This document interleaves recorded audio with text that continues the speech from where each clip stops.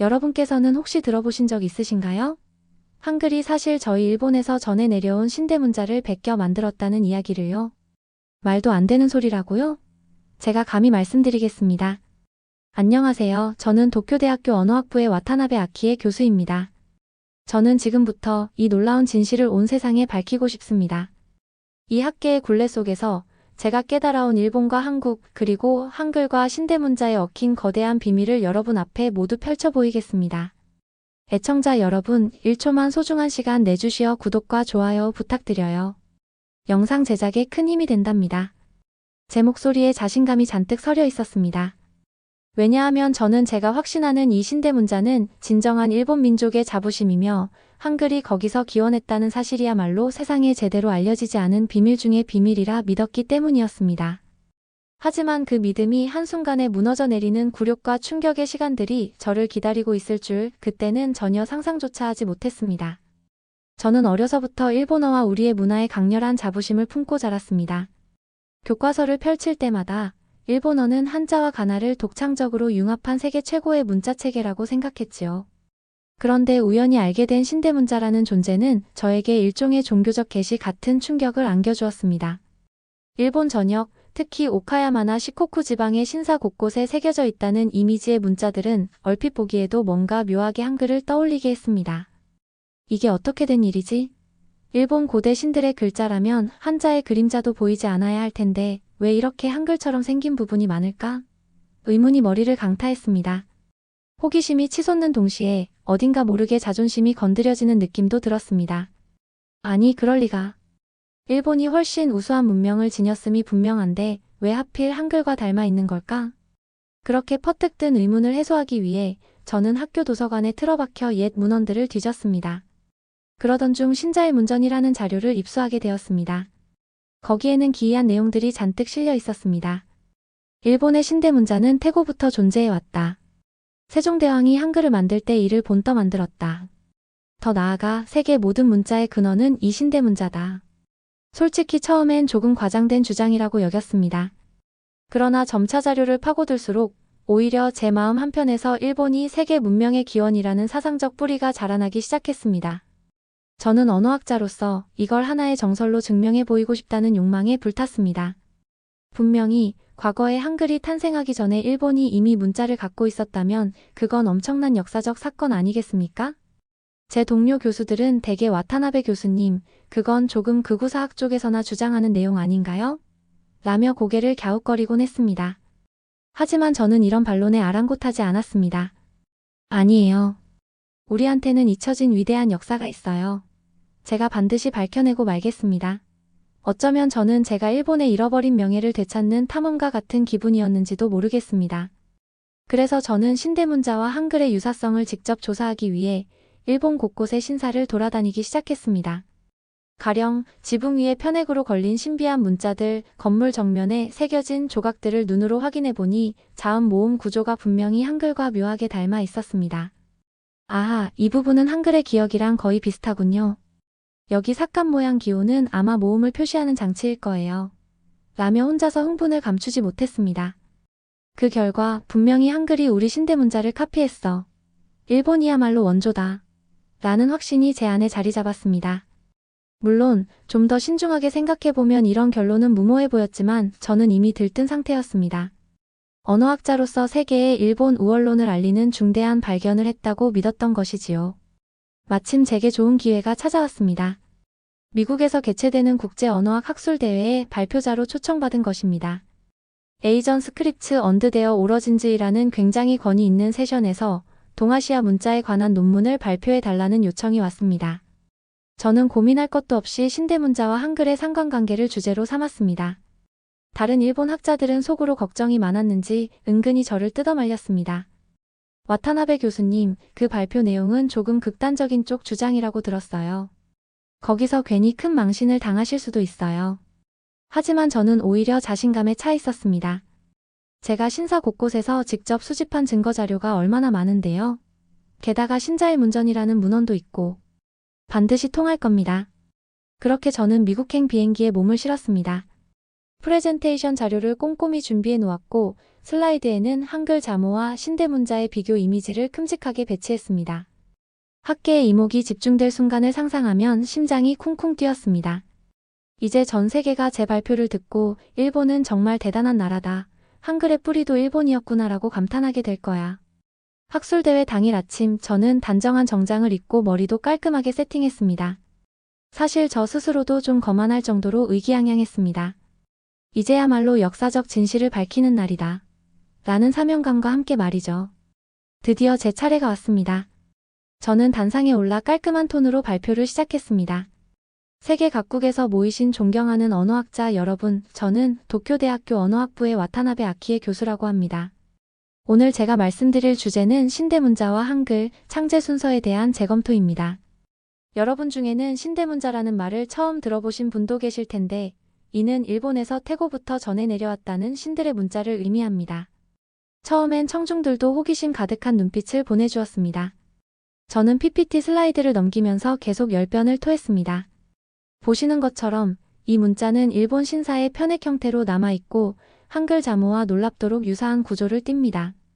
이를테면 이 모양은 한글의 기억을 연상시키고 이건 미음과 거의 흡사합니다.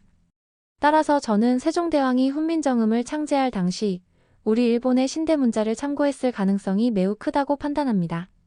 제가 열을 올릴수록 강당 안 분위기가 왠지 어색해지는 걸 느낄 수 있었습니다. 처음엔 제게 우호적인 시선을 보이던 학자들도 곧 의심스러운 눈초리를 보내기 시작했습니다. 발표가 중반쯤에 이르자 한국 대표단 쪽에서 소곤소곤 대는 소리가 점점 커졌습니다. 저건 또 무슨 황당한 주장이지? 라는 표정들이 역력했습니다. 결정타는 질의응답 시간에 터졌습니다. 맨 앞자리에 앉아있던 미국인 교수 한 분이 손을 번쩍 들더니 말씀하시는 겁니다. 와타나베 교수님, 굉장히 흥미로운 발표이긴 합니다만 혹시 신대문자가 15세기 이전부터 존재했다는 문헌적 증거나 고고학적 자료가 구체적으로 있나요?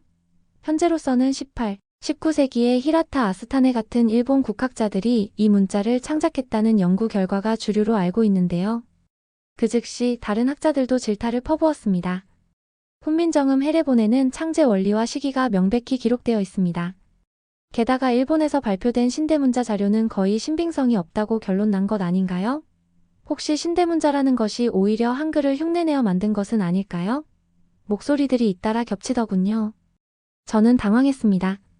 그게 신자일문전에 따르면 신대문자는 태고부터 하고 더듬거렸지만 그 문헌 자체가 18세기 말에 편찬된 것이라는 점이 곧 지적당하고 말았습니다.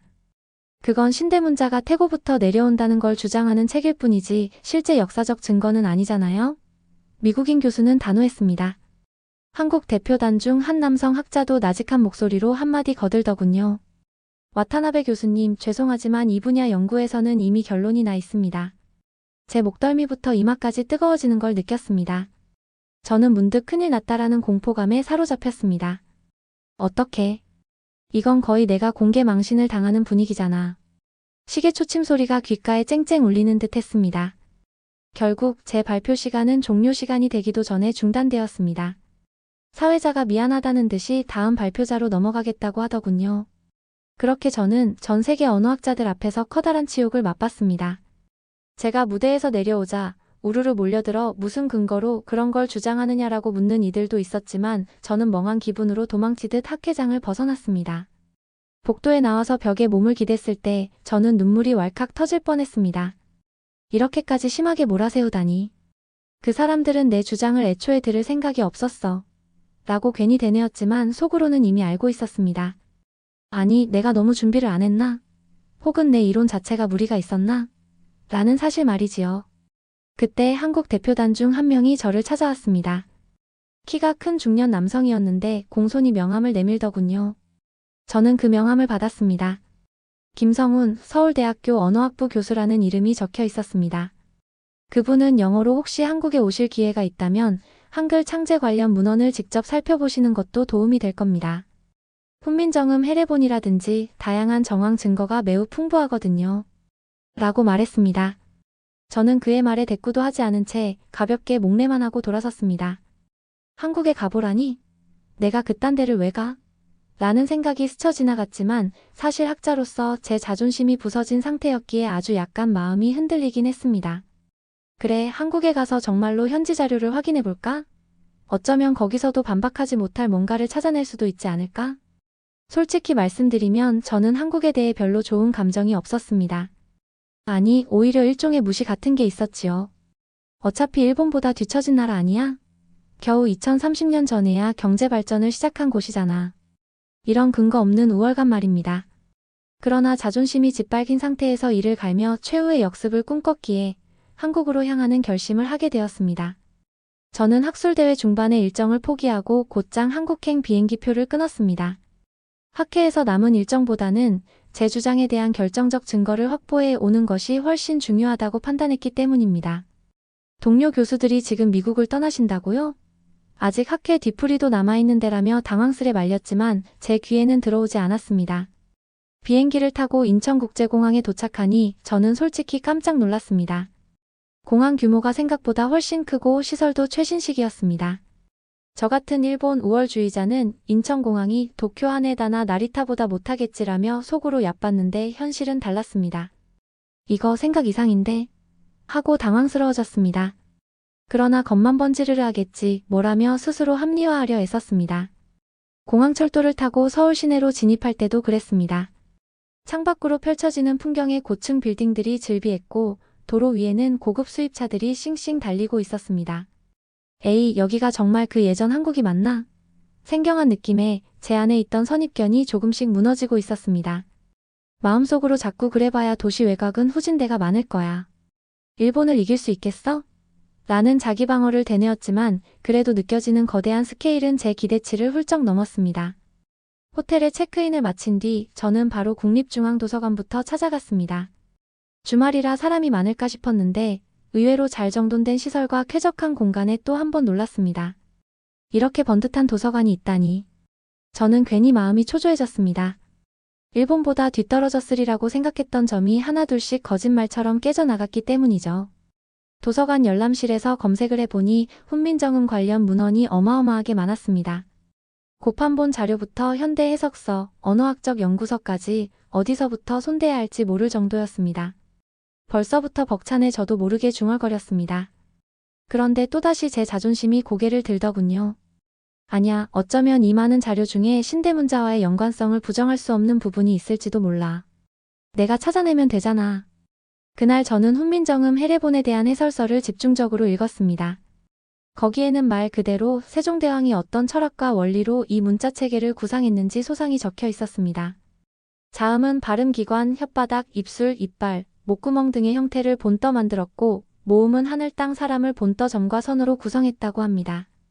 이게 단순한 추론이 아니라 창제 당시의 관련 문서까지 함께 존재해 매우 구체적이고도 과학적인 체계로 설명되고 있었습니다.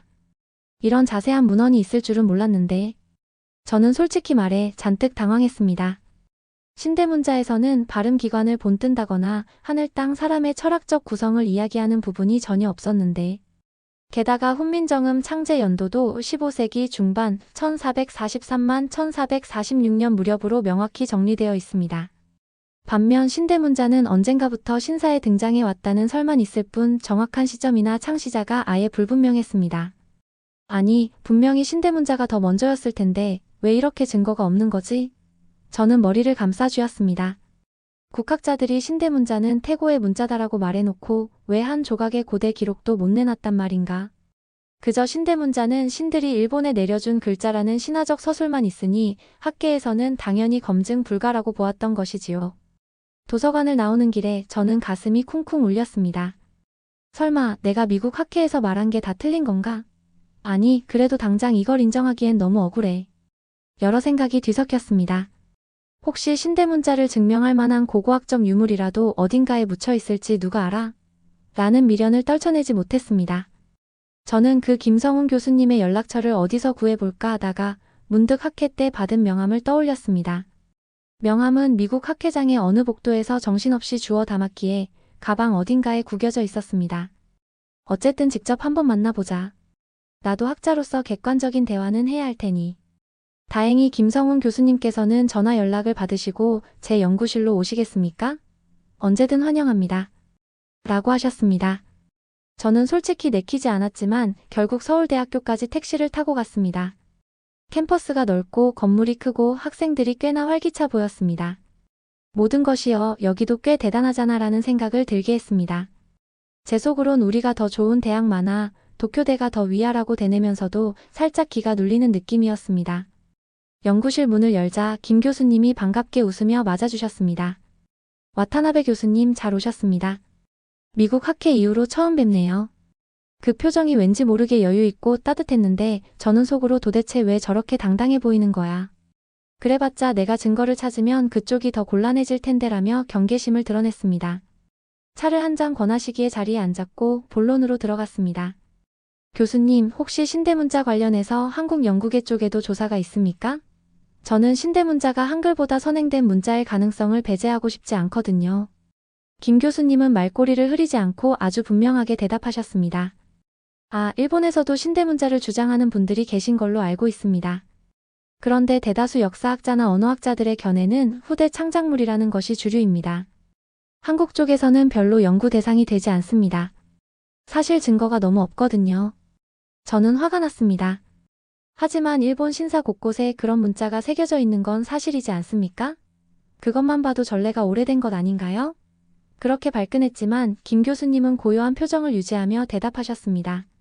신사에 있는 편액이나 현판의 제작 연대를 조사해보면 대부분 에도 후기나 메이지 초기에 만들어진 것으로 드러납니다.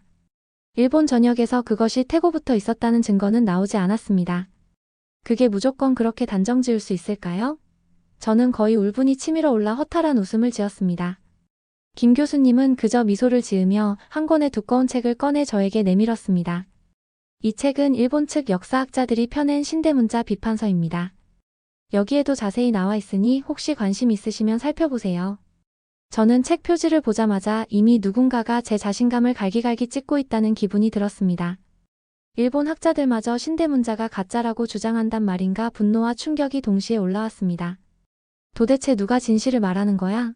아니, 혹시 내 믿음이 완전히 틀린 것이었나? 김 교수님은 자리에서 일어나며 마지막으로 이렇게 말씀하시더군요. 교수님이 힘들어 보이시니 제가 괜한 말을 보태기 죄송합니다만 역사 연구란 것은 철저히 증거 중심으로 이루어집니다. 그리고 한글에 대해서는 이미 창제 과정을 뒷받침하는 기록과 증거가 너무나 명확하지요.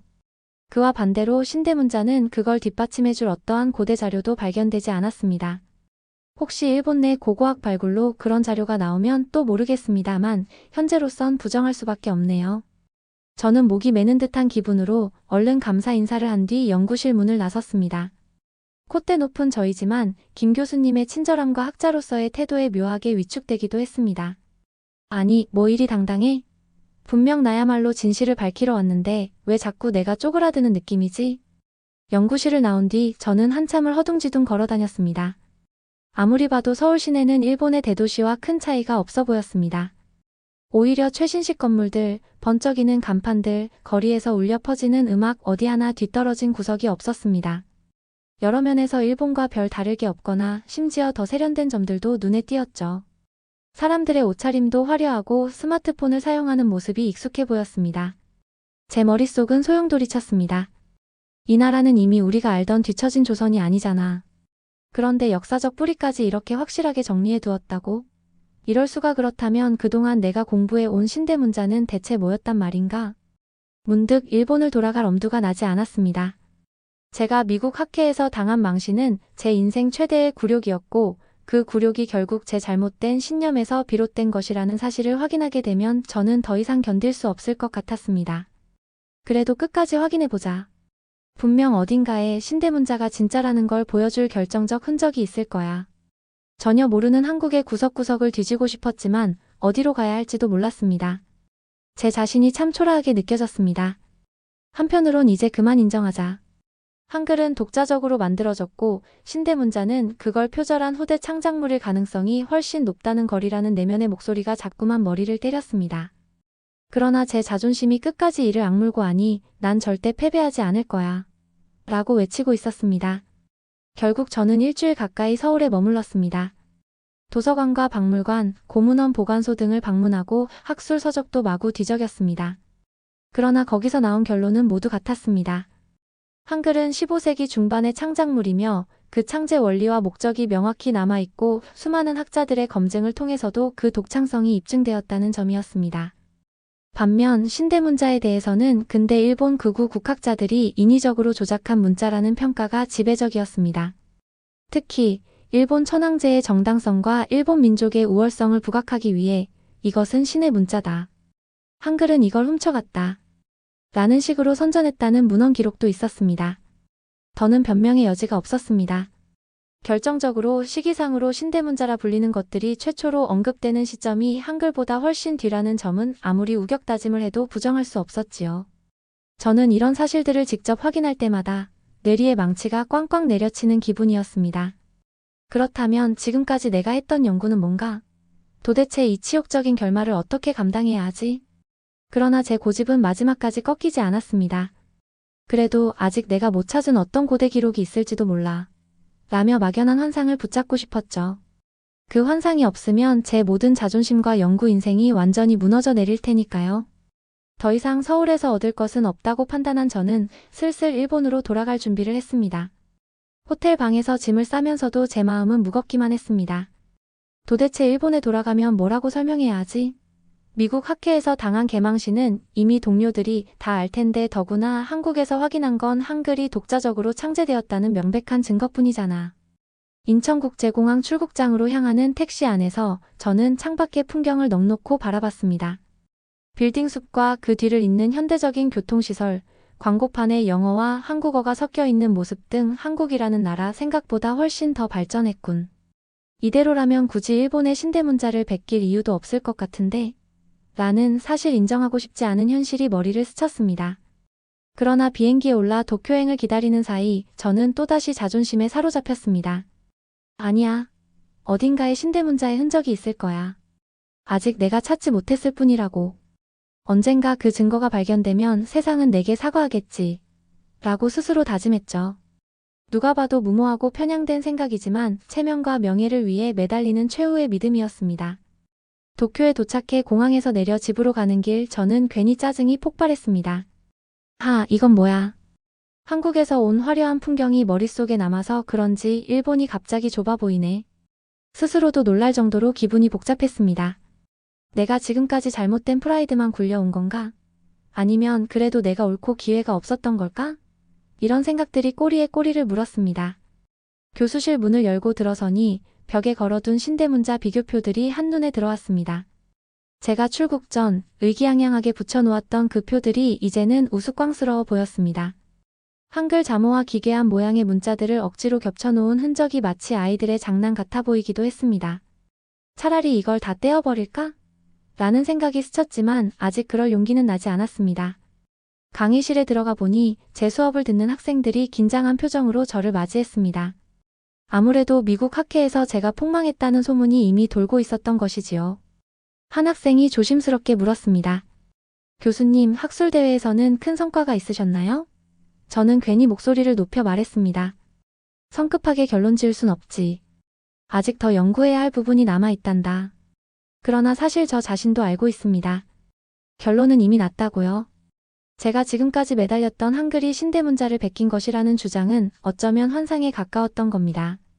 역사가 증명하고 학계가 검증한 정설은 한글이 완전히 독자적으로 창제되었으며 신대문자는 훨씬 뒤에 일본 극우 사상가들이 만들어낸 문자의 가능성이 거의 확실하다는 것. 하지만 제 마음은 그 사실을 좀처럼 받아들이지 못하고 있습니다. 지금까지의 이야기는 제가 국제학술대회에서 개망신을 당하고 한국을 직접 찾아가 그들의 역사적 사료와 언어학적 근거들을 확인하고 결국 자신의 믿음이 뒤엎어진 과정을 고스란히 보여드린 것입니다. 그때 느낀 수치심, 모멸감, 그리고 한국의 예상 밖 발전상에 대한 놀라움까지 모든 게 저를 짓누르고 있습니다. 그러나 저는 아직도 완전히 포기하지 못했습니다.